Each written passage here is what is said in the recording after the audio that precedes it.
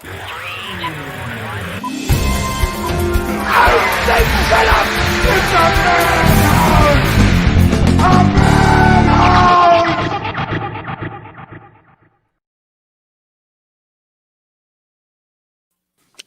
welcome to the Movie Madhouse. I'm Rob. I'm James.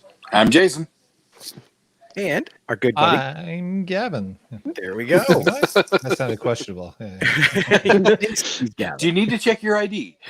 I probably should. I'm living in an authoritarian state now, aren't I? Oh, you have papers with you all the time, right? Yeah. Well, buddy, thank you so much for coming on the show. I thought getting a hold of you for this was perfect because you are starting your trying to get your theatrical run going. Well, theatrical is going well. VOD might get delayed, but this is the way. This is the way. Yeah. 2 weeks. Oh yeah, man, that's so close. October 30th. See, Kelly's going to be hard pressed with me because that's right in the middle of Blood in the Snow, but it's only an hour. I mean, at least it's just once a week, right? Versus being able to binge the whole thing and miss the festival. Yeah. Oh, don't worry. There'll be people bitching about it. Don't worry. Well, luckily today we are here to talk about the top 10 movies about suicide. Yay! Such a on Thanksgiving. Yeah, I kind of thought about that afterwards. Oh yeah, happy Canadian Thanksgiving. Yes, and happy Columbus Day. Is that what it is here? Yes. That's why I saw South Park share a clip about Randy ripping on Columbus statues. So it depends on where you live because somewhere there's a protest and riots or whatever, and they're calling it Indigenous Peoples Day. Okay, that could work too. Happy day. That's a Monday. If it wasn't going to get us called out again, you could have opened with the trailer for Thanksgiving. Thanksgiving. Yeah, we once got dark meats. All are fair game or whatever it is. Yeah. All will be carved. I don't know how I can't get my voice that deep. Thanksgiving. We once got a copyright claim against us because we played the trailer for The Woodsman. Kevin Bacon. Really? Yeah. And then I had to message back going, it's a trailer. And they went, oh, okay, never mind. Jeez. Was that on I'm wondering YouTube? how. Yeah. I mean, I'm wondering how it's just a robot doing it, right? It's an algorithm that just listens. I'm surprised that they're like, man, make sure that you get the Woodsman trailer in there. We don't want people sharing. We want people sharing this obscure mid-2000s movie about a pedophile that barely anyone ever saw. How dare they promote that? Yeah. Oh, man. Well, dude, let's get into our list. And as always, absolutely. Number 10, we start with our guest. What is your number 10 movie about suicide? Oh, boy. Girl Interrupted. Aha. Interrupted. Yes. That is actually on my list, too. That's my number 7. I had not. This was a hard list because this isn't as, it's not as easy as like top 10 action sequences or top 10, like villains in a movie. Like you got to think back and be like, oh, there are actually a lot of movies that feature suicide. I struggled big time with this one. Yeah. But even now, like Girl Interrupted, now that's a movie I haven't seen. I probably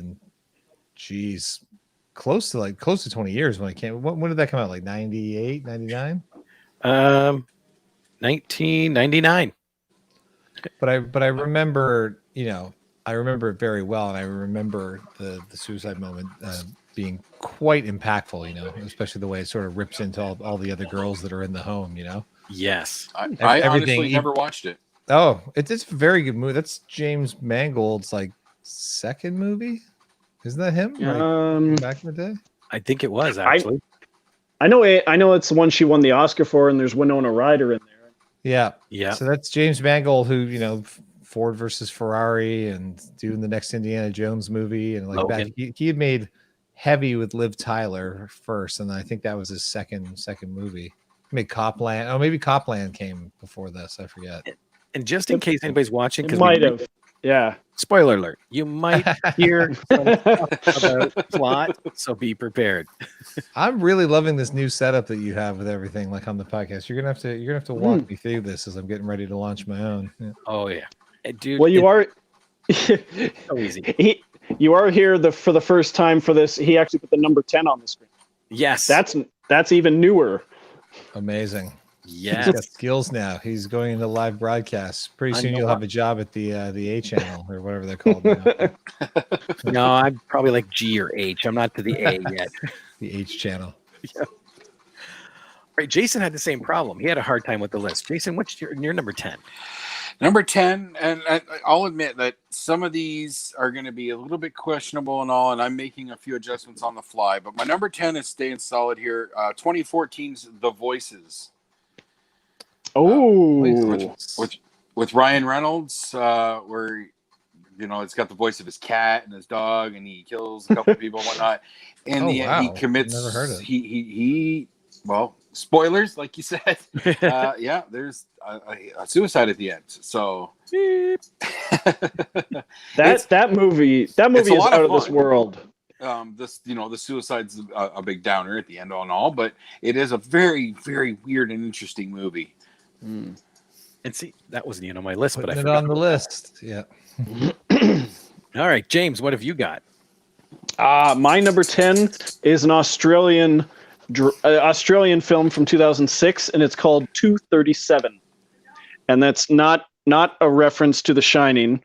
It's a time, 237. And it's sort of it takes place in a high school, and there's a suicide. Somebody slits their wrists in a bathroom stall, and it sort of jumps back and follows several different people as the events of that day lead up to 237 when the suicide takes place. And the only real recognizable actor or actress you'd see in this is Teresa Palmer, who blonde Australian actress. She was Andrew Garfield's wife in Hacksaw Ridge. She was in the Point Break remake, I Am Number 4. She's got a pretty distinct eyes and face and stuff. Everyone else would just be like Australian day players, I think, that you might not recognize, because I didn't. But yeah, it's a pretty heavy movie, not just for the suicide. Look at that. It's interesting, like how many movies have suicide in them, but aren't necessarily suicide movies. Yeah. Mm-hmm. Yes. Yeah, where it's not the core plot point. That was my struggle. Mm-hmm. Yeah. Well, my number 10 kind of has it as a plot point. 1988's Cocktail.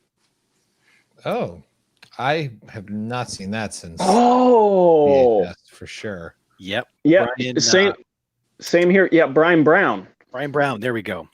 From FX. He mentors Tom Cruise. He ends up committing known suicide for in the FX, film. yeah. I haven't thought about that movie in a long time. I have to admit, it just jumped in my head, and I don't know why. So I rewatched it, and it's like, oh yeah, that does fit. So Forgot about that one. Worth a watch, at least once. At least once. At least once. Now, number 9. What you got, Gavin? I have, and I hope this isn't cheating a little bit, but I have the remake, the Baz Luhrmann remake of Romeo and Juliet. Oh. No, that wouldn't be cheating. Plays a pretty significant role in the end of the movie. Kinda, Spoiler sorta. alert. Spoiler alert. Yeah. Yeah. It does, and I love For those of you who flunked out of 9th grade, spoiler alert. Yeah. Beep. There we go. We got it. I love how they modernized it. I mean, I remember being an amazing. Again, it's a movie I've only seen once or twice, but yeah, the idea of setting it in like modern day Los Angeles was super fun. I think they tried to do it with Othello as well, right? They did O at one point. Yeah, I saw. It was a good movie. Moulin Rouge, but I never watched Romeo and Juliet. It was very Romeo and Juliet. Yeah. Romeo and Juliet has an awesome soundtrack too. It did. I don't remember anything that was on it, but I remember owning the soundtrack because it was awesome. Yeah. The ones that stand out were Talk Show Host from Radiohead And then the Radiohead song that plays during the credits is exit music for a film. Yep. And the Australian band, this was their only single. Love Me, Say That You Love Me. I can't remember. You'd know. That Love Fool song? That's Love Fool, yes. the Cardigans. Cardigans, yeah, that was their big single from that movie. Nice. I don't remember that. I'll have to revisit it. I've been doing that, going back through all the movie soundtracks I used to. I've been rocking out to the Judgment Night soundtrack in my car. See, yeah. I get to the Batman soundtrack with Prince. That slows me down. And then right after it's The Crow, and it's like I give up. I just stopped with those two. Crow was a great soundtrack. Yeah. Oh man, yes. Jason, number 9. Number 9. This is where I'm changing on the fly. I'm going to go with 1958 Vertigo. Oh, very good. I have never seen this. I have once, so I don't remember. The lead character witnesses a woman appears to be committing suicide. She throws herself out of a bell tower. It's not until much later in the film you find out things aren't quite what they seemed and all, but it's that he witnessed that suicide, and it's what really kind of hammers home his fear and so on, and it really builds the intrigue. Interesting. I got to admit, I don't think I've ever watched Vertigo. I have once, but eons ago. I just finally saw Rear Window for the first time, so I'm terrible with the Hitchcock movies. See, I've seen that one lots. See, I'd never watched anything Hitchcock except for The Birds until just like in the last couple of years. So, these things are still fairly fresh for me. I've seen something from him, but I'm He's struggling to remember what it is. Psycho? No, Shadow of a Doubt. Oh, yes. That's right. That's from recent, isn't it? Mm-hmm. Yep. All right. Well, James, what's your number 9? My number 9 is a movie from a couple years ago, 2018, and it's called Assassination Nation. And this is one of the film. Yeah. This is one that the movie doesn't revolve around a suicide. It more revolves around Salem, Massachusetts, where an anonymous hacker starts releasing sensitive personal information, scandalous information about important people in the town. And one of the first pieces of information comes out about the mayor, who's very anti-gay, and the hacker releases photos of him with like male escorts and in dressing up in women's clothing and stuff. And so he goes on stage before the town to apologize and shoots himself in the head in front of everyone. So it's kind of a holy shit moment, and then you've still got the rest of the movie to deal with.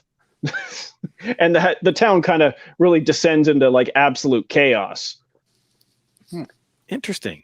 That sounds like it was based on an actual event, because a person did that. And I'm trying to remember their name. Or did the movie inspire? Yeah, no. My number 9, it's from 2003. It's called The Life of David Gale. And I have to hit this. I had this. I don't mean to interject. I had this. I rewatched it again last night. I had this on my list, and I was going to preface it by saying, okay, but in order to list this movie, I have to spoil it. Yes. So I took it off. Oh no, I got to put it on. I enjoyed this movie. I watched it twice. It's so good. A fellow that is charged with a murder, but you don't find out until later that the person that he's being charged with the murder of actually committed suicide in order to further a cause. I don't want to give too much away, but I just found that part fascinating because it all wraps up great. It's like a Saw movie, the last 5 minutes, it reveals everything kind of thing. It's not based on a true story, is it? No. Okay. I don't believe so. Alan Parker's last film.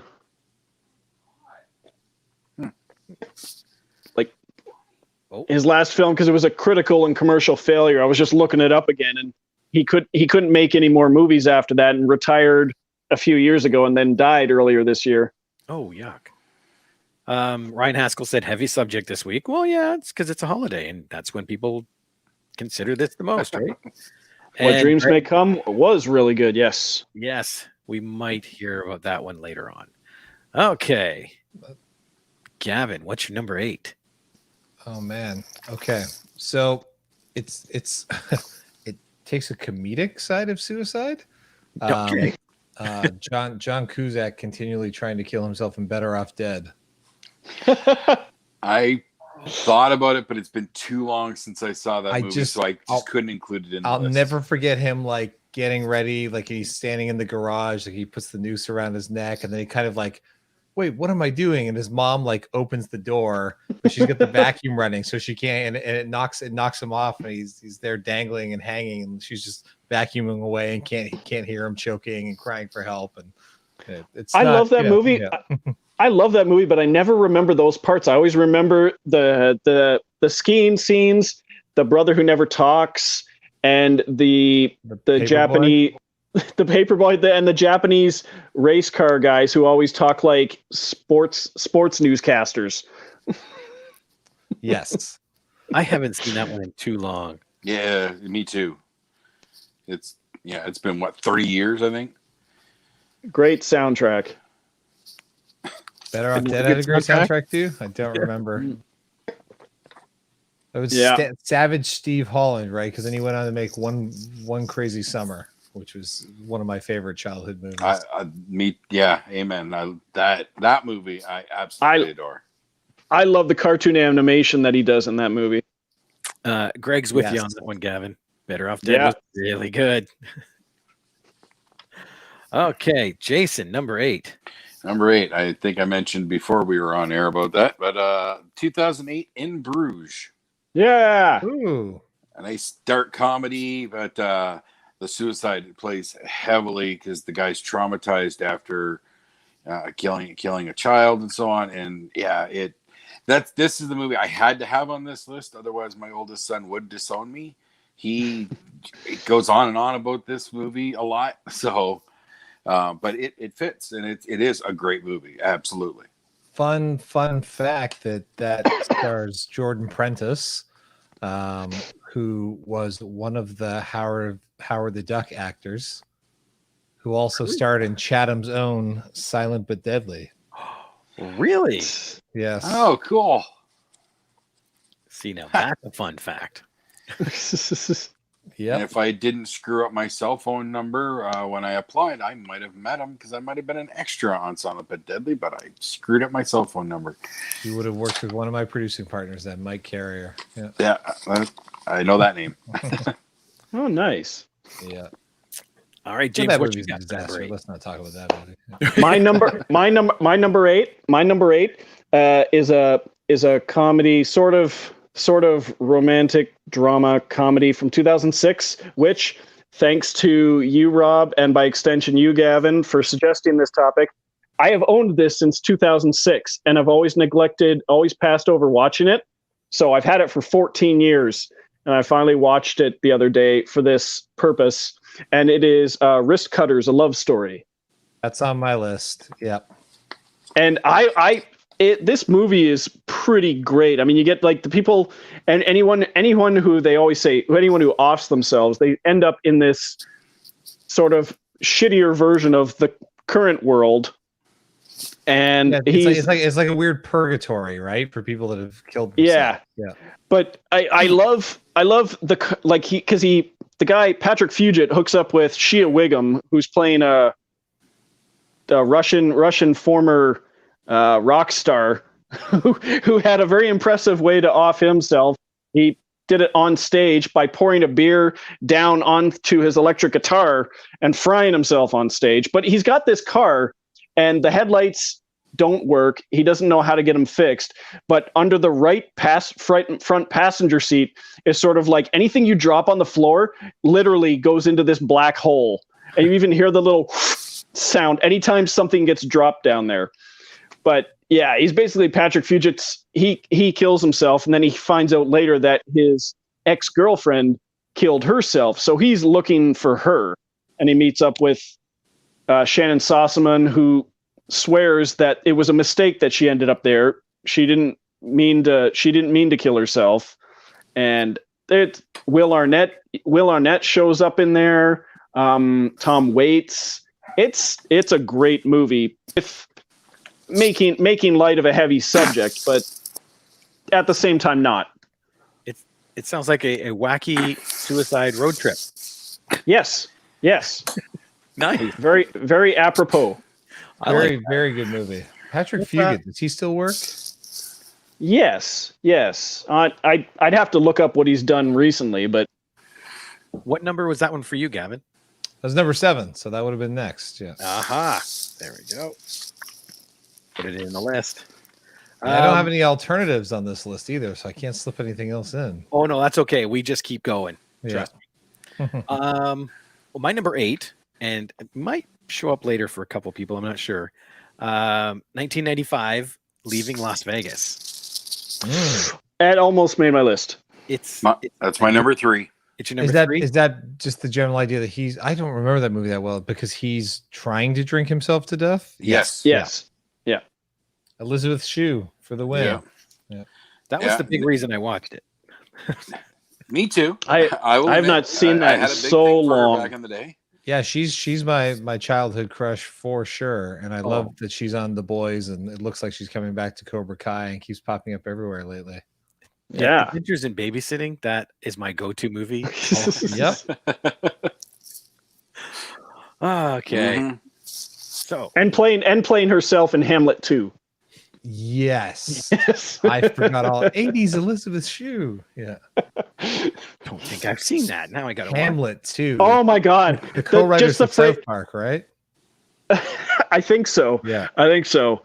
Just the I've never heard of it. the phrase Steve Coogan. The Steve Coogan is amazing. And just man, look for the phrase raped in the face. Yeah. He's a high school musical teacher where they're going to shut down the drama program, so he puts on one last play, and he does Hamlet 2 is the play he writes, which involves the return of Jesus, and it's a musical, and it's an absurdist comedy, but it is so good. That is a very underrated movie. I think I Yeah. have seen that. Yeah. I just don't remember it. I have a feeling something like that would never leave my brain if I watched it. I have to see this. I'm You wondering do. if I was You do. traumatized by it because I don't really remember it, but that sounds so familiar. The Hamlet 2. Okay. That's going on my watch list. Now we are into number 7, and Gavin, we got yours. Yep. With Cutters. That almost made my list too. It almost did. Jason, what's your number 7? Number 7 from 2006, Little Miss Sunshine. Oh, I forgot about that one.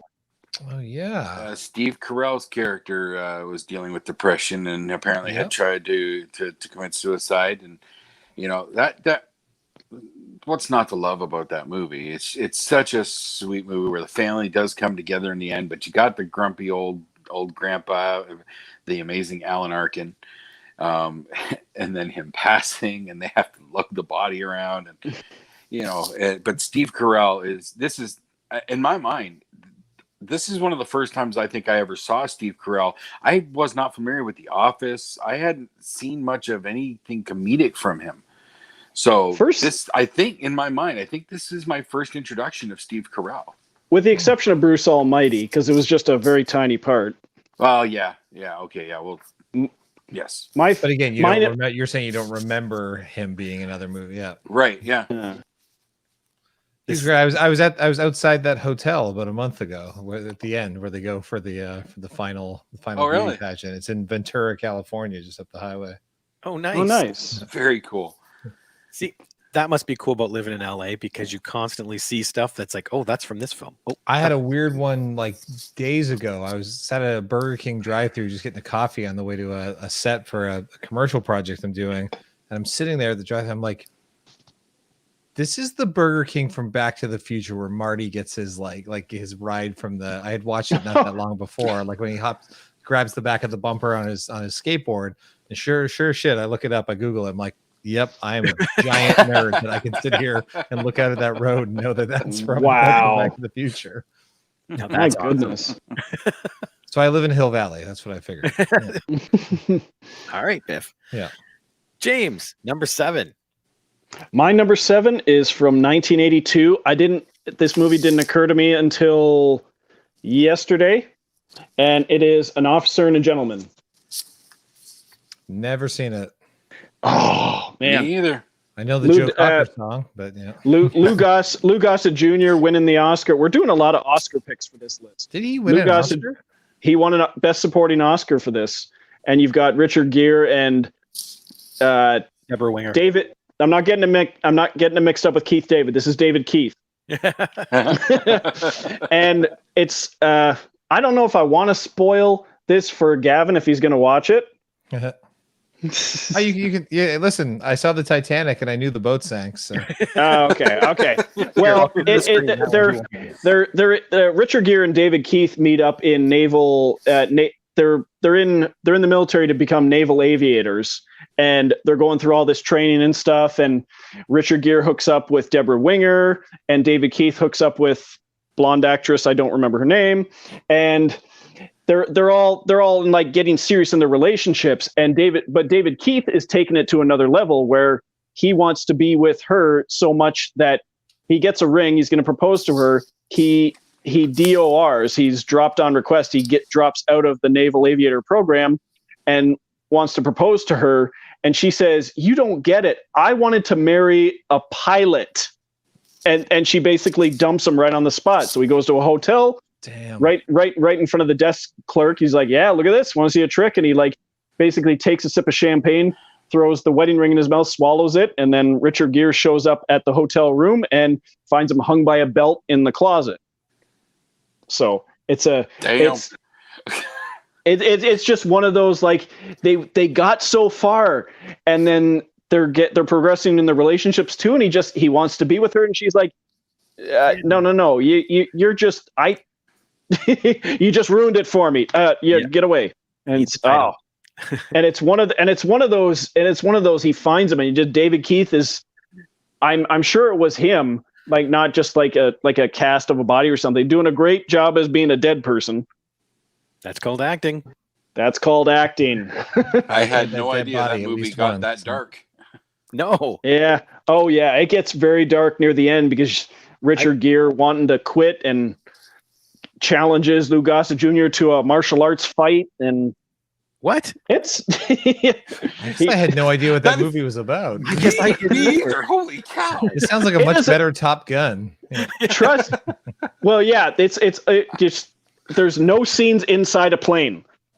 Mm. Wait a minute. Okay, you got to challenge Gavin's statement. Is there a beach volleyball scene? No. Top Gun wins. Yep. Top Gun. Anyway, I highly recommend it. Okay. My number 7, unfortunately, we talked about is Girl Interrupted. So that means we are on to number 6. Gavin, what's your number 6? Virgin Suicides. I haven't That's seen my that. number 1. Is it? Now again, this is a movie I've not seen in a long time. That was Sofia Coppola's first film, right? Yeah. Yeah. But I remember, which I also didn't realize until I was like, going through and kind of researching for this show, that was based on a novel. Which I've never been able to find. Oh, see, I didn't know that at all. I just knew that it was, and I forgot that it was set in Detroit. There's so much that I like. It's gone in my immediate like Amazon queue of things. Featuring a pretty young Hayden Christensen too. Back before Star Wars came out with his Star Wars debut, right? And everybody's like, "Oh, he'll be pretty good in this role." Yeah, one of the best voiceover, like uncredited voiceover role from Giovanni Ribisi as the narrator, one of the grown-up kids, but they never say which one. Oh, is that okay? You just know it's not Josh Hartnett's character, because I'm stepping all over your choice here. I'm sorry. Yeah, no. I just remember being a great. I mean, coming of age stories, character dramas are always my favorite movies, and it's like the anti Stand By Me in some ways. It's like, Yeah. it's just all about depression and problems of teenagers in this family. Yeah, and the only person you see in present day is Josh Hartnett's character, and that's played by Michael Pare. I don't know. Is it? Yeah, you see, he's in like a rehab center or something. Next time we do one of these lists that I'm on the podcast, I'm going to need a full 10-day warm up so I can watch all of my picks. I have watched this movie periodically over the years, so it sticks with me. Mm-hmm. See, or we have to do top 10 movies I've watched this week. Yeah. Now you got to remember too, Sofia Coppola had big shoes to fill because her first movie was The Godfather. So Godfather 3? no, she's the baby in The Godfather, right? That's right. Yeah. She dies in Godfather 3. Maybe she doesn't. Isn't there a new like remastered, reimagined Godfather 3? There is a director's cut. Yeah. Yeah. It's gonna be on HBO Max later. Just what the world's been asking for. I've got the letter right here. More Joe Mantegna. Jason, number 6. Okay, and this is the last one where I'm changing on the fly. So originally I was gonna say Heathers from 1989, but that's out. That's now an honorable mention. What I'm putting in there instead is 2003's the Korean version of Old Boy. Ooh, almost made it. The suicide, the attempted suicide at the end of that film, just like that. The whole movie just blows you away. Attempted suicide. Yes, because you found out that the remote for his pacemaker didn't work. He tried to kill himself and he couldn't. What are you talking about? You said Old Boy, right? Yes. Who's got a pacemaker in that movie? The main character. They had a pacemaker, and the guy who was forcing him to do what he was doing had this remote that was going to kill him. He was going to stop his pacemaker. And at the end, it doesn't work. I thought you were talking about the main bad guy killing himself at the end. No. Well, that's included too. But with the scene that stuck with me is the pacemaker bit. I haven't seen the original in so long. I forgot about that detail because they didn't do that in the remake. Obviously, they did remake that, right? That's how I'm sitting in my head, being like, I think they remade. Yeah, with Josh Brolin, and it's okay. But the original still is the original sounds better. Fantastic. And that whole bit with the pacemaker, like, it was such a plot point. And then when everything gets revealed at the end of the guy, and he wants to kill himself, the guy puts the remote down, he leaves it, he goes over, picks it up, pushes the button, nothing happens, and now he has to live with what he did. Oh, I remember him cutting his tongue out. Yep. And begging the guy, and the bad guy kills himself. But I didn't remember the pacemaker. Well, I need to rewatch that original one. He has to live with what he did. It is so evil. This is the fun part of these lists, Gavin. You discover new things and new films that you forgot. Yeah, like the Kumite in Officer and a Gentleman. Who knew that? Not to be confused with the Kumite from Bloodsport. Yeah. Right. I think, wasn't it a sequel? I think there's there's a few sequels to that. It's the first cinematic universe, I think. James, what's your number 6?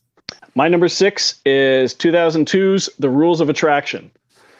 Now, it is one based on a Bret Easton Ellis novel, and it's not focused on suicide, but there is a very prominent suicide scene set to Harry Nilsson's "Without You." Who's in that? James Van Der Beek, Shannon Sossamon, Jessica Biel. Okay. And it's sort of Roger Avery, right? Like breaking off from Tarantino, that wrote and directed it. Yeah, Roger Avery. That movie is one of my all-time favorite sequences ever. When they keep talking about their friend that's going to come back from Europe, and when he gets back, and they ask him, "How was your trip?" And then in like rapid pace, they have all of this home video of his entire European experience. Yeah. First I went here, then I slept in a park, then I went to a nightclub, then we did cocaine in the bathroom, then this girl let me have sex with her in the bathroom. And you're just seeing rapid fire of his entire summer. Yeah. And I think it's compressed down into like 5 minutes or something. They apparently shot hours of footage for that. Yeah, and they it's must. called. That's what I wonder. They just sent him with a camcorder and said, "Go do all this stuff." You know, I think they even titled it called Glitterati. it's Sort of. awesome. It's Yeah. it was awesome. I haven't seen that one. That's a one I- Yeah, good movie. That's worth the watch. Yeah. Yeah, and it's also, if you find the DVD, it's on the DVD and the Blu-ray. It's got 5 different commentaries, and there's 4 revolving. They call them revolving door commentaries, where a few scenes will go by, and you have a few cast members, and then a new scene starts, and then new cast members come in from it's sort of like the original commentary on Reservoir Dogs, and then there's a 5th commentary by a mystery guest, and you click onto it, and it's Carrot Top. it's a pretty wacky commentary. I don't doubt that at all, actually. Okay, my number 6. It's actually a local independent film, and it's behind me right there. Dead Dicks. Oh, I saw that. I saw that in Italy. I was at a festival in Italy that was playing at. So that's where I was able to watch it. What are your thoughts? Me too. That opening sequence is something. Yeah. Oh man, there's nothing like it when you're looking at the body in the cupboard, and then he walks in beside naked eating cereal. Yeah, it's a super inventive concept. That movie deserves all the accolades and exposure it's had. Yeah, nice. I need to check it out. You mentioned it last week, and I need to find that movie. Yeah. Almost for our Chatham Kent Film Festival, we almost had him submitted, but he has distribution, and he had to go and they said hold off. So, what kind of distributor wouldn't want an extra film festival to give exposure to their movie? Shame on them. I just smile and nod. But yeah, that's one I always suggest. All right, number 5, Gavin. Well, I had. Are we on 5? Yep. Yeah. We're at 5. I had Heathers, so I can't reuse that. Yeah. You haven't. Oh, we haven't. Sorry. Why did I mentioned it? I was gonna have it in there, but I took it. bumped it. Yeah, I'm having it in my head because that's the movie I haven't seen in forever. But the girl who dies, and then they write a suicide note for her, which triggers most of the plot of the movie. You could also count Christian Slater. Yes. Oh, most people don't, but I will. He's great.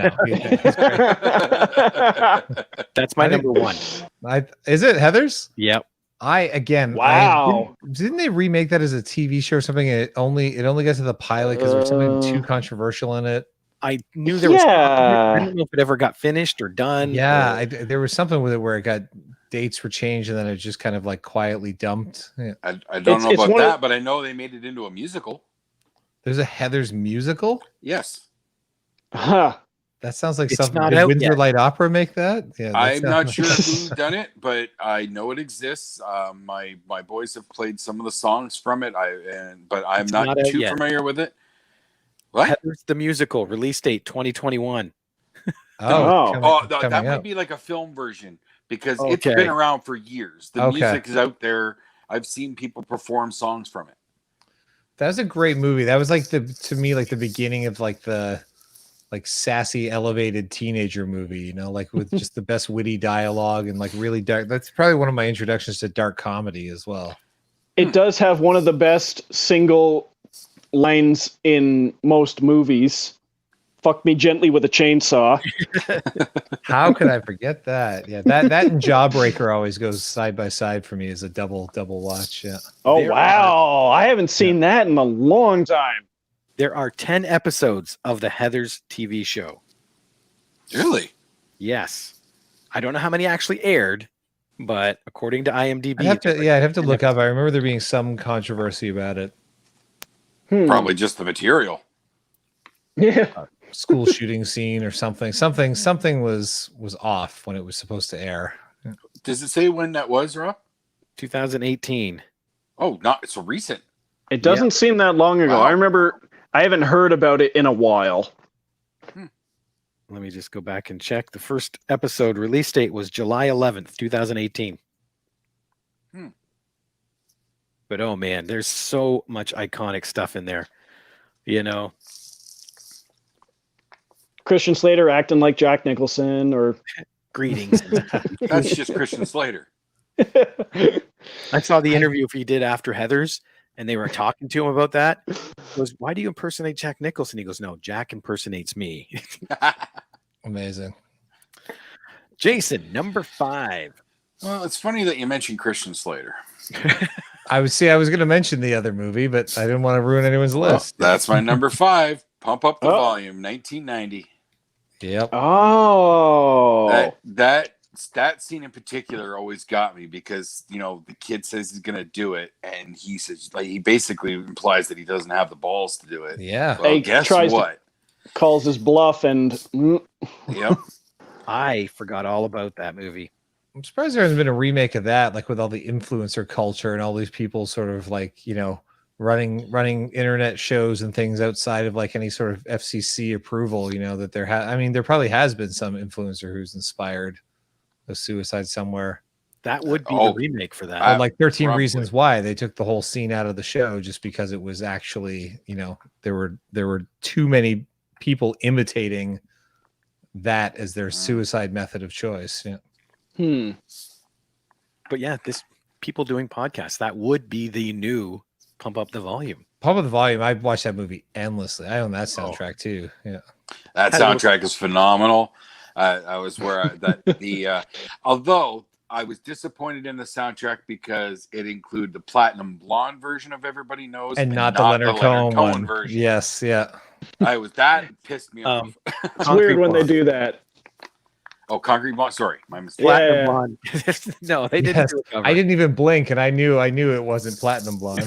Although are they still around? Let's get a Platinum Blonde cover of Everybody Knows going. Right? Yeah. Why not? 2020. James, Can't be any worse than Coheed and Cambria's sequel to 5? Jesse's Girl. Yeah. Ooh, I was unaware of that. Don't look at it. A public service announcement by Yes. Gavin Michael Booth. You've been warned. All right, my number 5. My number 5. Greg mentioned it earlier. What Dreams May Come. That one didn't even. When I was thinking about it, I didn't even think about it. That's the whole crux of that movie. Yeah. It's just it gets to the point where they lose their kids, and then she loses him, and he's up in heaven, and just all of a sudden it's too much for her, and he has to go down to hell to get her. Yep. Such a great concept. And probably one of the most visually beautiful movies out there. That's what I remember the most about it. I remember not particularly loving the movie, but you know, Robin Williams, it's hard to watch even his like not so great movies. You can still enjoy him in the movies. Yeah. And it's based on a Richard Matheson book, I think, as well. Yep. Because they're making everything that he had done, like remaking I Am Legend and, you know, Omega Man, Yes. and all that stuff. Yeah. At the time, yeah. 1978 novel of the same name. Yeah, you're right. Which I haven't read. I wonder what because I imagine there's some that's all a director. Who directed what we? Vincent Ward, one of the several directors who got put into Alien 3 before Fincher landed there. Oh, okay. Yeah. Dodge that bullet. Okay. Number 5 for me. I really enjoyed this horror movie. It was 2014, Unfriended. Oh, I just watched the trailer. I've a cinematographer friend of mine is staying with me for a few days, and we were watching. I watched Spree because somebody recommended it. So I was going back down the rabbit hole of found footage movies, and Hosted had come out, you know, on Shudder, and I went Unfriended, and yeah, it's all about Laura Barnes killing herself and then potentially being the ghost in the machine. Exactly. I completely forgot about that one because I always go to Unfriended Dark Web. which I think the sequel is actually better than the original, but Unfriended is awesome. Yeah. Yeah. James, I have Jason to thank for that because I had seen that movie, but I hadn't seen that season of Letterkenny yet. And Jason's just like, no, you have to say it, Dark Web. It's the only way to say it. You can't reference it Dark Web without saying it like Dark Web. That being said, good choice. I like the zoom in that Jason does on himself. Dark Web. Okay, that puts us now to number 4. Gavin, I got to go with another Oscar winner, multiple Oscar winner, Ordinary People. I've never seen that. It's worth watching. It's definitely worth watching. The cast is amazing. Timothy Hutton won his Oscar for that movie. I think it took Timothy Best Hutton's Picture great. and a bunch of, well, No, I meant in general. yeah, there's some story about him like drugging and raping an underage girl in Vancouver in the In 80s. real life? Oh, shit. Yeah, but you know, so Other than that, other than I had not heard Beautiful that. Girls is an all-time favorite. I've been like, I'm Yes. watching Haunting of Hill House finally, and he's good. Oh, I as got to the- see that. He's good as the older version of Henry Thomas. It's He's a also weird great- kind of timeline. Yeah. He's also great as the sort of crime boss in Playing God, opposite David Duchovny. I have a vague memory of that, but you know, ordinary people. You know, just the title perfectly sums it up. Like a family trying to deal with the tragic loss of their older son who died, you know, accidentally, and then you know, attempted suicide by Timothy Hutton's character, and just, you know, it's such a great cast. It's Robert Redford, obviously, or sorry, Donald Sutherland. Geez, Mary Tyler Moore, like a drama. Like, you got to watch it. It's one of it's in there in that great early '80s like Oscar caliber movie. Definitely feels like one of those movies where they like wrote it just to like milk as many Oscars as they possibly could. You know? Yeah. So like Terms of Endearment. Right in that same like, I think those are almost back to back. I think that's like 81 and It was very close together. Yes. Feels like it was. 1980 is Ordinary People, so they were probably 81, right? They probably watched Ordinary People and they're like, all right, here we go. Riding the What do we got? coattails. oh wait, I put that in the wrong spot. Okay, Jason, what is your number 4? Number 4, 1989. You mentioned Robin Williams, Dead Poets Society. Oh, That's very my close. number 3. That's my number 3. Yeah. Be right back. Yeah. It just, you know, again, it's an iconic role for Robin Williams, but when it gets down to that suicide scene and the impact that it has in that film, it's magic. It's such a great film. When Clarence Boddicker makes the swing kid commit suicide, it's just not a good day, you know. That Robert Sean Leonard, right, is the plays Neil, the kid who commits suicide. Is it Is Robert that- Sean I- Leonard? I Yeah, couldn't remember his name. yeah. That No, was, I that know- was I his know- like. He had that like I know 5-year exactly who you're window where talking he was about. in everything, and then just kind of went away for a while until House the TV series came around. Excellent hidden gem for Robert Sean Leonard, Ethan Hawke, and Uma Thurman. Watch Linklater's Tape. So I've been on a Linklater kick lately, but Tape is, I just watched the Before trilogy on the weekend. Yeah. Anything that him and Ethan Hawke, but Tape was shot on digital video. Yeah, it has that. Like, it it's has really that old raw. Yeah, old HD video look, but the material is gold. I believe he wrote it as a play first. Well, And it's one hotel set, room. Yeah, it's so set in a yeah. hotel room in Ann Arbor about an actor coming back home to be in his. Yeah, it's great. It's so good. Yeah, I need to rewatch that. I forgot it was Uma. That's been years. Yeah, she didn't show up until 3/4 of the way through the movie. They were holding her back. James, number 4. Number 4 is 2017's You Were Never Really Here. Another knockout performance by Joaquin Phoenix. Oof. I haven't seen that movie. Oh my god. You haven't? Spoiler, final shot of the movie, like, because he tries to electrocute himself. He puts the panels on his head. Try to like shock her away or something. Ends up making himself catatonic. And the last shot of the movie, you see him hunched over, and then the camera pans over to the mirror, and you see him hunched over and her draped over him with her arms around him. Oh, it's awesome. Well, the movie's good, but the shot is awesome. Yeah. He's haunted by his ex-girlfriend. Yep. Yes. Wow. Taken from the pages of real life. Number 3. Gavin, we already had yours. Yes. What was that? Dead Poet Society. And Nice. Jason, we had yours. Yep. Leaving Las Vegas. James. Oh, mine is 2004's Man on Fire, The Denzel Washington movie? the Denzel Washington movie. I Yeah, haven't seen because it. he's what ever? No. Oh, one of Tony Scott's best. One of Tony Scott's best modern films, because the Tony Scott, I mean, like Top Gun is always way up there. But yeah, this is also one of Denzel's best, and he's a former soldier. He's a sort of a mercenary soldier for hire, and he gets hired as a bodyguard for this American living in Mexico. And well, this Mexican living in Mexico, and he has an American wife and a little daughter played by Dakota Fanning, and he gets hired as a bodyguard. But he's very much a PTSD, very troubled individual. And early on in his employment working as a bodyguard, he just gets drunk one night and tries to shoot himself in the head. But the gun doesn't fire. So he thinks it must mean something. He stops drinking, he saves the bullet, and it gets used later on in the movie. I'll leave that to the imagination. Yeah.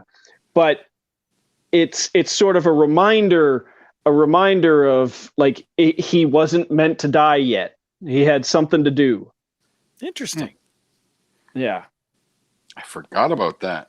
I actually haven't seen it either. Maybe I'm gonna have to watch that. I remember that being a great movie. Oh my goodness. Like one of his first like really intense roles. It was the first movie. So your head doesn't blow up. Yeah. It was it was Denzel's first pairing first of many with Tony Scott. That, Deja Vu, Taking a Pelham 1, 2, 3. I think there was something else in there. Oh, Unstoppable. That was Tony Scott's last movie. Unstoppable is a fantastic movie. That's a good movie. Yeah, him and Chris Pine and stuff. Okay. It's like Speed 3 that we never got, you know. Yeah. My number 3 is from 2020.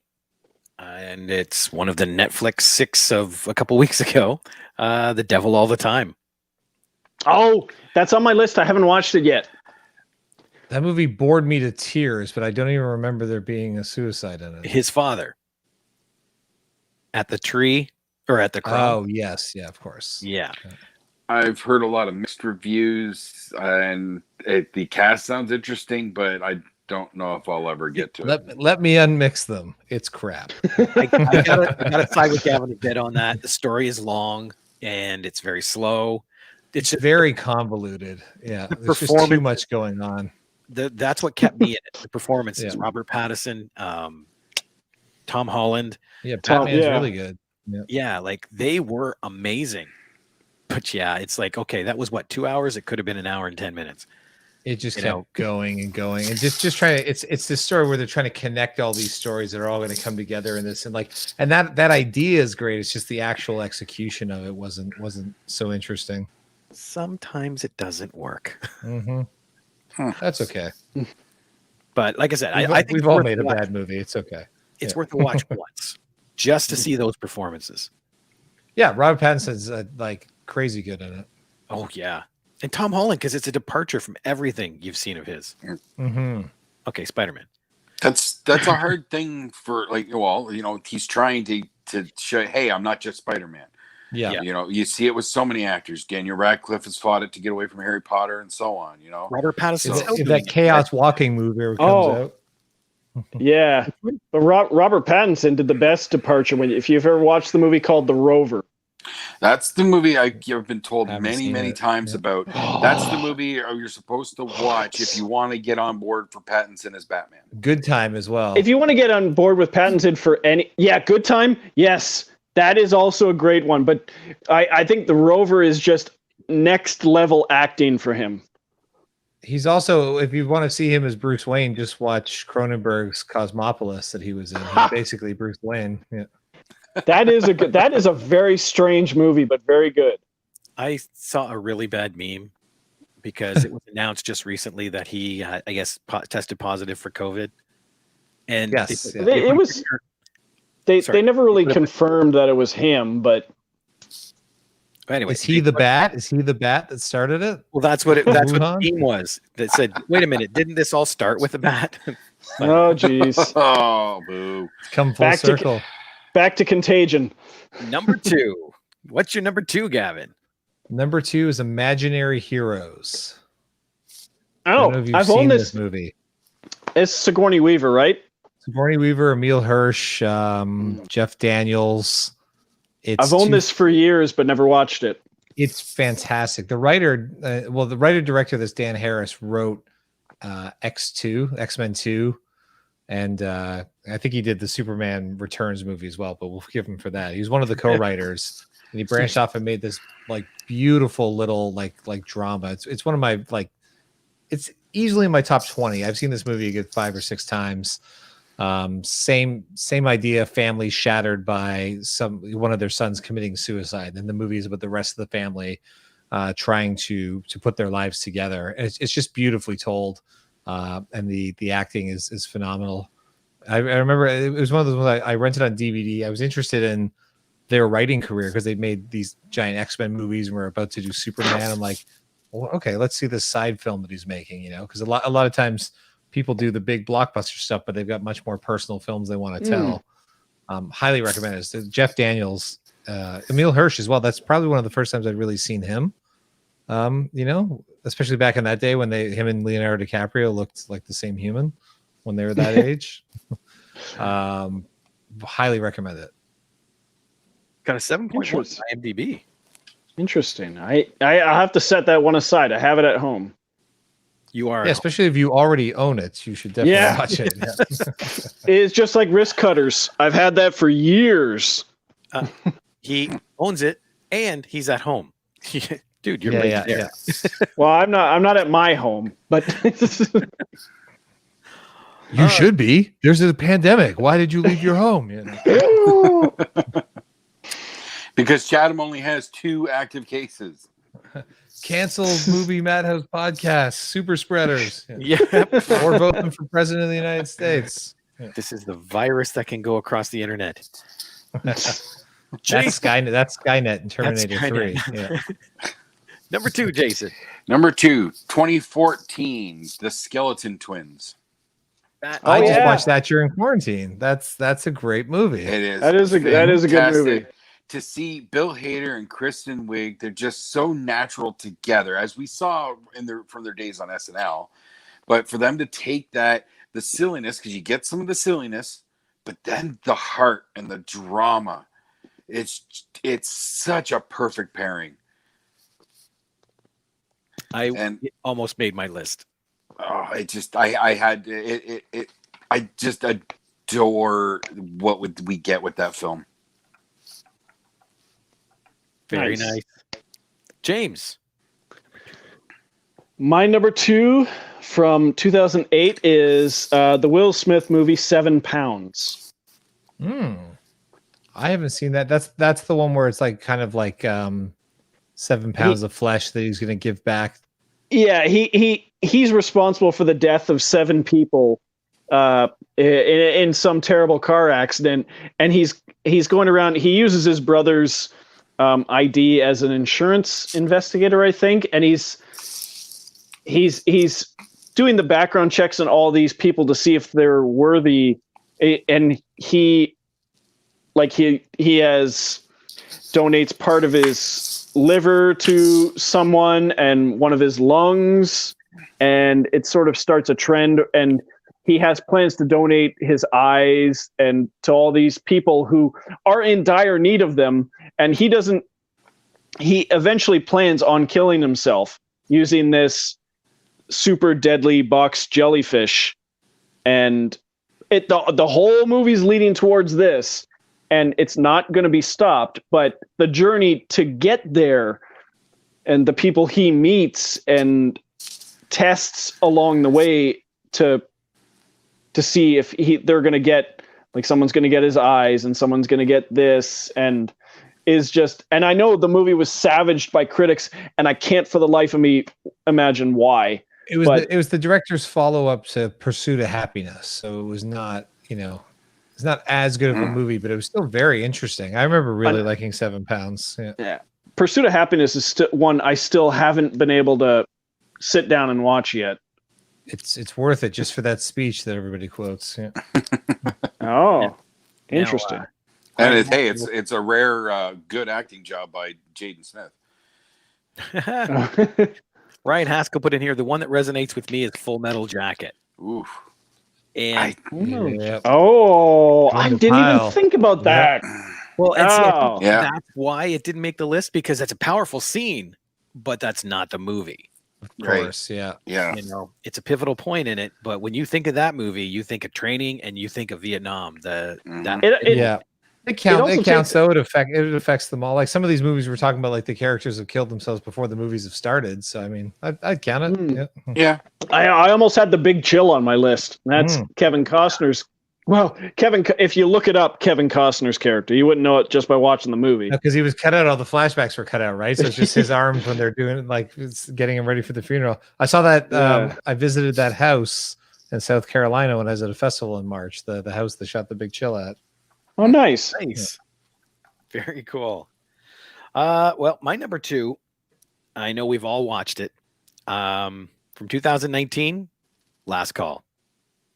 Oh wow! Yeah. I've I heard of watched that. it. I finally watched it 2 days ago. Oh, nice. Well, thank you. Yes. That's high praise. I think I've seen that film. And again, I'm not just throwing this on here because you're here. When I do these lists, it's things that I would watch repeatedly. And that is one. Like, I'm waiting for a physical copy, just so I can have it and watch it. I'm jumping in here. That's my number 1. Okay. And again, it's not because Gavin is here. Gavin, that film is amazing. It truly is a stunning piece of art. It is an important film. People need to see this movie. Just that's the only way to put it. And when I first watched it, I messaged you and I said, I need to give your wife a hug. Like that, the whole film, everything about it is just phenomenal work. I cannot stress enough. Last Call is, in my mind, the greatest movie of last year. Wow. I got lucky enough because Blood in the Snow, they had dead dicks. And also we got to see yours. I find these two to be iconic suicide movies because they approach them so differently. Dead dicks. Well, that was our whole approach. Was we didn't want to do a movie about suicide if we couldn't be kind of honest. One second, guys. I don't necessarily love it when you end up something like, and I love A Star Is Born a lot, but it's like the sort of suicide moment in it is just it's just kind of out of left field. It's just a plot point to move things along. You don't necessarily feel the struggles of his mental health that much, like his alcoholism to me never felt like a mental health struggle. It was just the life of a superstar and being out on the road all the time, or 13 Reasons Why that we mentioned earlier, that it's just like they super romanticize that scene. I don't agree with pulling it. I don't think you should censor any art, but at the same time, there was a large cry out from society to say, like, this is not teaching like our teenage kids anything appropriate, and a lot of people felt like it was mishandled. So our entire time with Last Call was to try to make it as grounded and really do our homework on mental health instead of just like, here, the movie already, most people walk into it thinking, gimmick, single take, yada yada yada. So if we also use suicide as a gimmick, although don't read our Variety review because he'll tell you it's a gimmick through and through. It's the best. I'm getting that whole review printed on a T-shirt. It's awesome. Well, again, I'm not trying to blow smoke in your direction or anything like that. I love that film, and I've been heralding it, as you probably see on Facebook. Sorry. I just herald the hell out of that film as best I can. When it does come available in this area, I'm throwing everyone I can in that direction. It's supposed to be like 2 weeks, but I think I just got news today. We're gonna get bumped. I don't have a new date yet.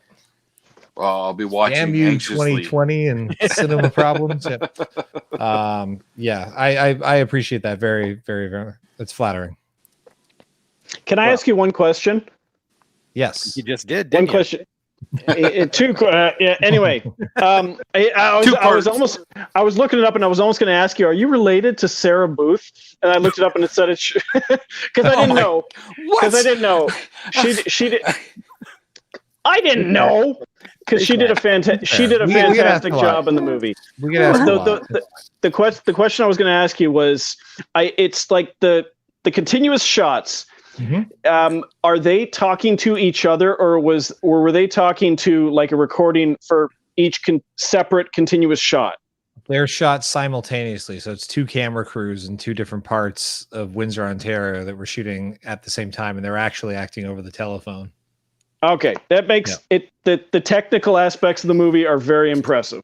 I will. I'll send you a little making of video, or just if you just Google "last call making single take movie" or whatever. There's a little 4-minute thing that breaks down kind of how we did it.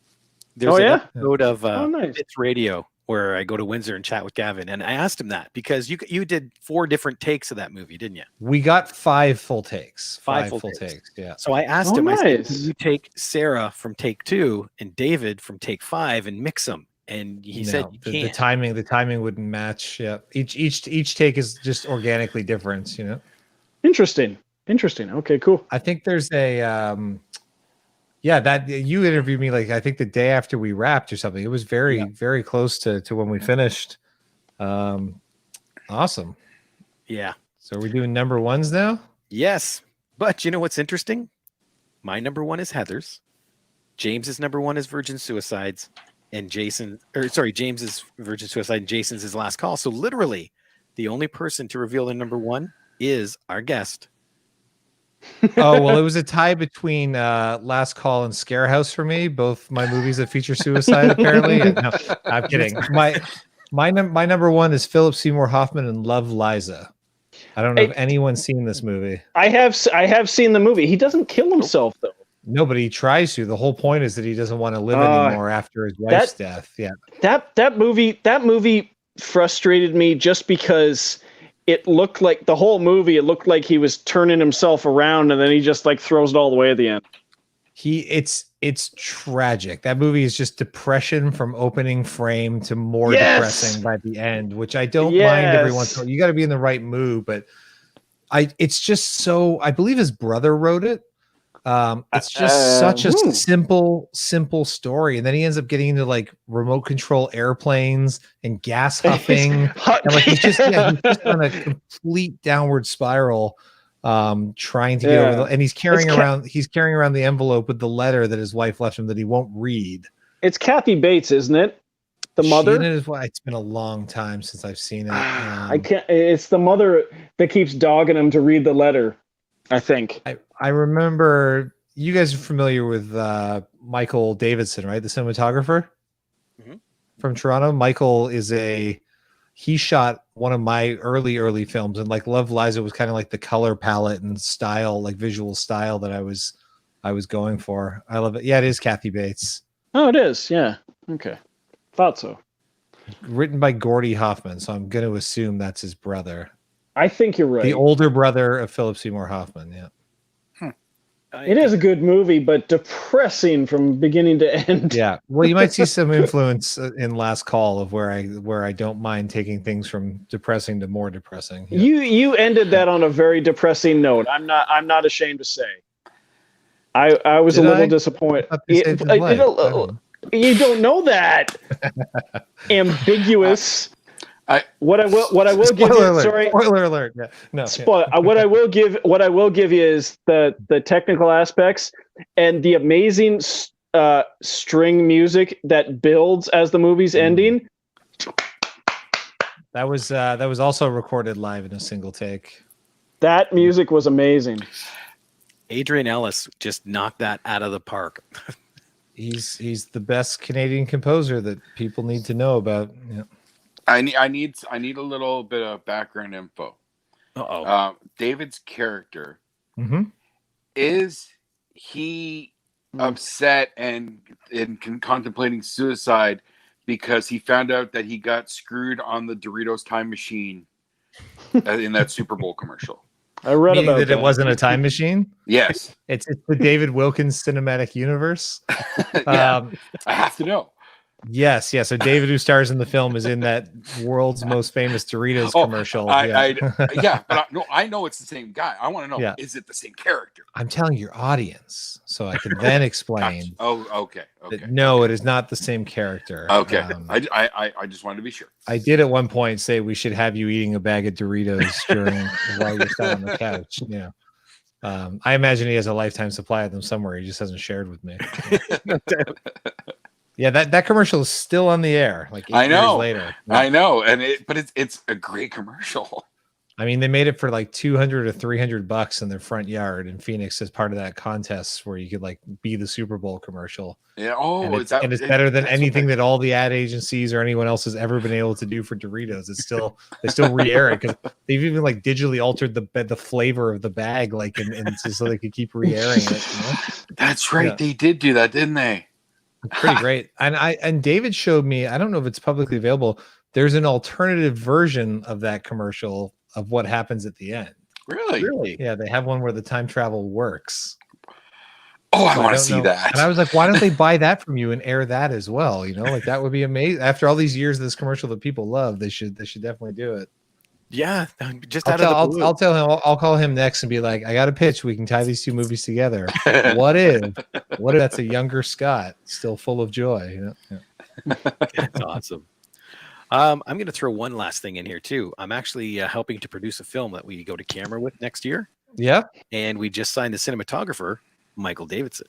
There you go. Yes. Tell him I say hi. I haven't talked to Michael in a little while, but he's nobody hustles as hard as Michael Davidson in the Canadian film scene. That guy is always working, always down for a challenge. He shot one of my first single take music videos.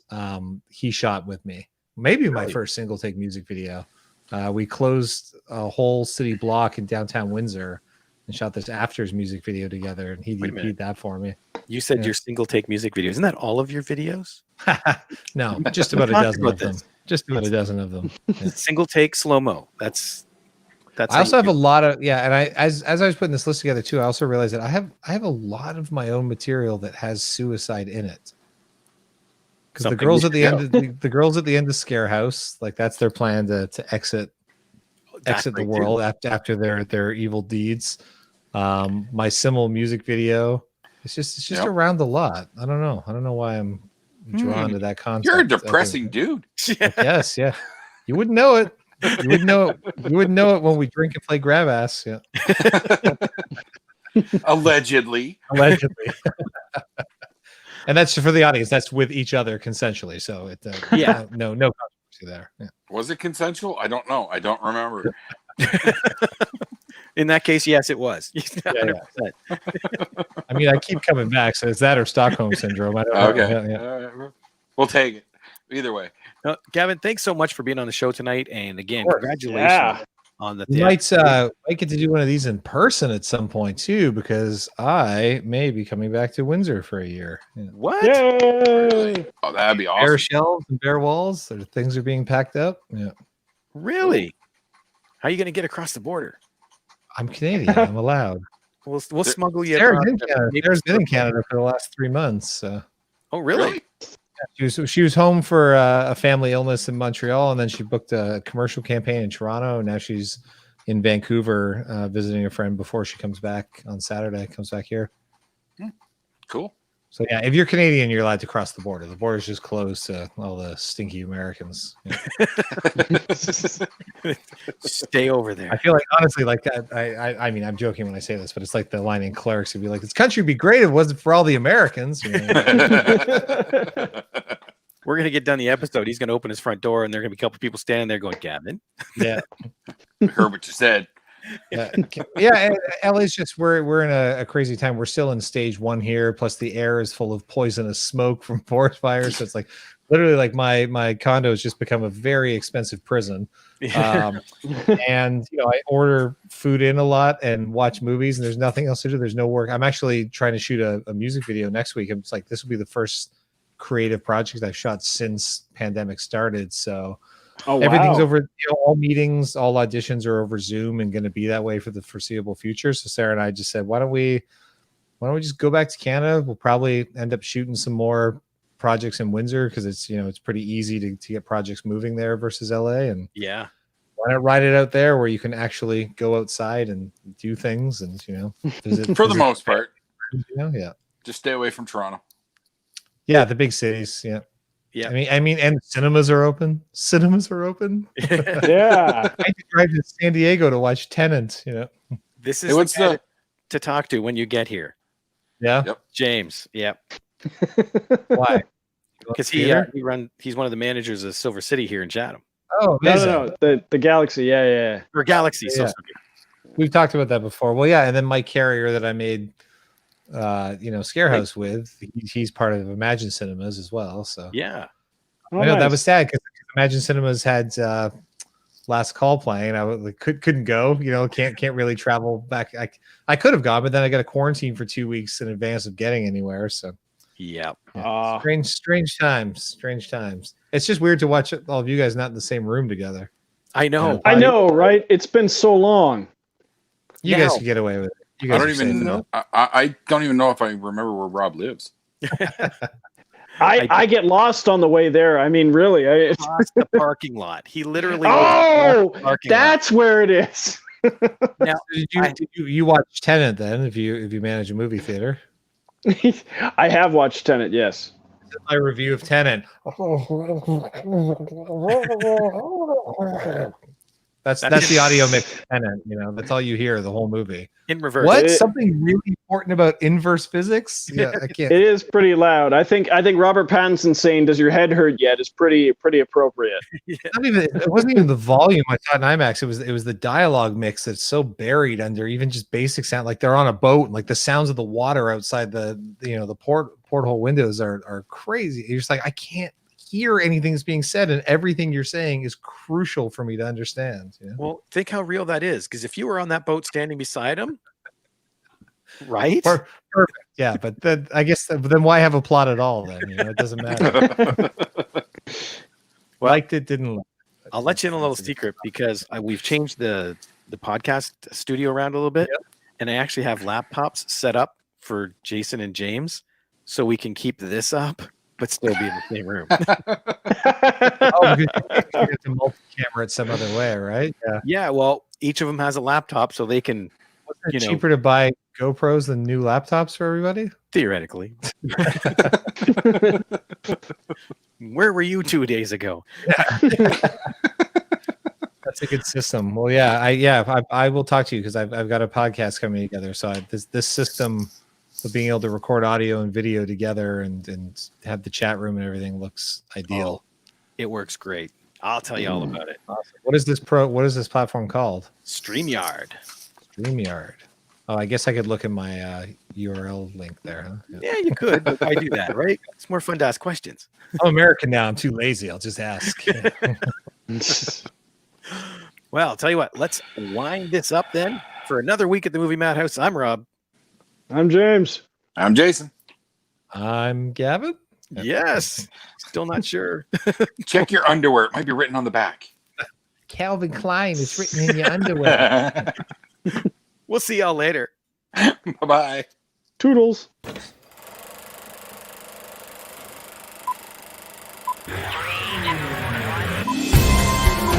I say shut up! It's a madhouse! A